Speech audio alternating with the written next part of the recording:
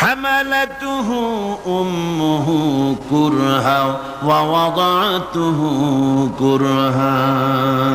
আল্লাহ পাক বলেন, আমি পৃথিবীর সমস্ত মানব মণ্ডলীকে উপদেশ দিয়েছি, মা বাপকে সম্মান করো, শ্রদ্ধা করো, তাদের উপকার করো। তার কারণ হলো তোমার মা তোমাকে গর্ভে ধারণ করেছে অত্যন্ত কষ্টের সাথে।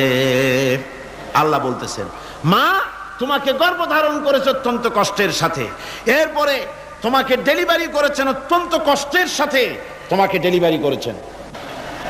গভীর রাত্রে মানুষ সব ঘুমায় যায়, গর্ভবতী মা ঘুমাতে পারে না, সন্তান পেটের ভিতরে হাঁটু দিয়া গুতা মেরেছে, পা দিয়া লাথি মেরেছে।